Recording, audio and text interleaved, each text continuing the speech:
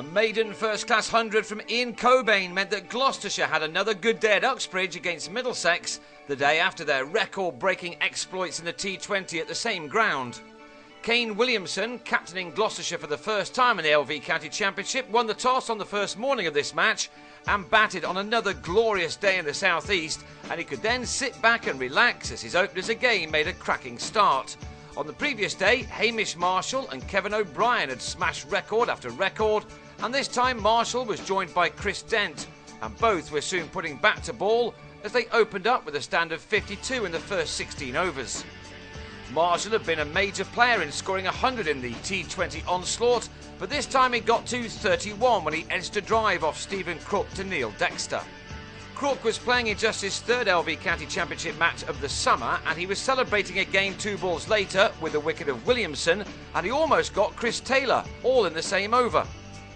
The one thing about this festival ground is that you do get value for your shots, especially on a dry and hot day, and that would have pleased Dent, who was playing well, back at the top of the order.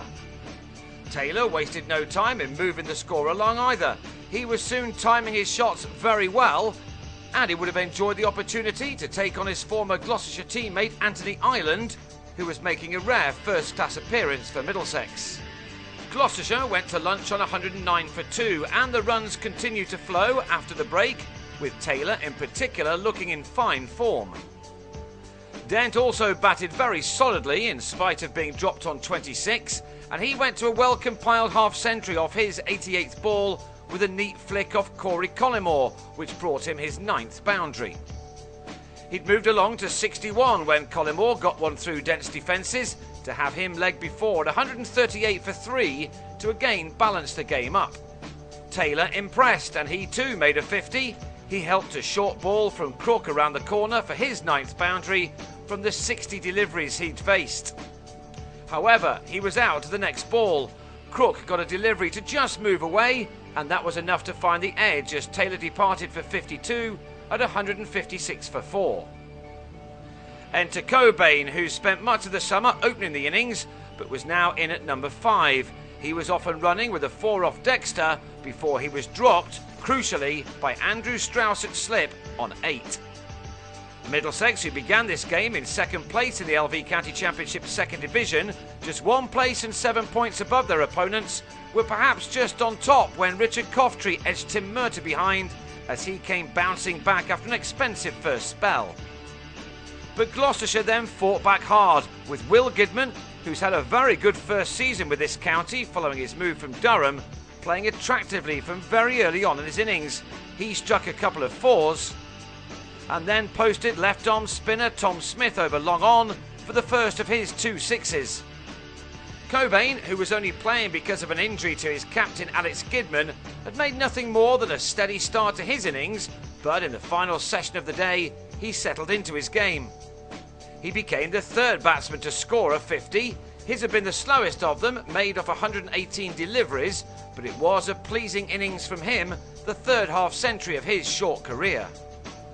And he was clearly growing in confidence, and as the bowlers inevitably tired on a hot day, he started to increase the tempo. 50 number 4 of the day then followed as Gidman edged Dexter to 3rd man to take him to his off only 62 balls thanks to 4 4s and 2 6s in a partnership of 112 with Cockbain. But as with Dent and Taylor, he was out soon after raising his bat, and he won't have been too happy with the shot off Dexter, who he edged to John Simpson at 295 for 6. The only half-centurion who'd carried his innings on was Cockbain, who swept Smith for a 6 as Gloucestershire passed 300 for a 3rd bonus point. Off-spinner Jack Taylor, in his first match of the summer and only the 3rd of his first-class career, stuck with his partner to take Gloucestershire to 330. But Taylor was then superbly caught by Crook off a flashing cut shot for 10 to give Collymore his 2nd wicket of the day at 330 for 7. 7 overs remained in the day, and that gave John Lewis ample opportunity to throw his bat. Crook, who in spite of taking 3 wickets was hit for nearly 6 runs per over, could hardly believe it when this drive went all the way for 6. Now all eyes turned to Cockbain, who'd already passed his career best score and now pushed on to try to get to 3 figures before bedtime. And he got there right at the end of the day. A thick outside edge off Ireland raced down to third man, and the 24-year-old Liverpudlian had done it. He'd faced 189 deliveries and hit 13 fours and a 6. He'll resume on day 2 on 103 with Gloucestershire well placed on 368 for 7 with Lewis on a quick-fire 25. Day 2 will see Strauss return to the crease for his county as he tries to find some form with the bat ahead of the Test series with India.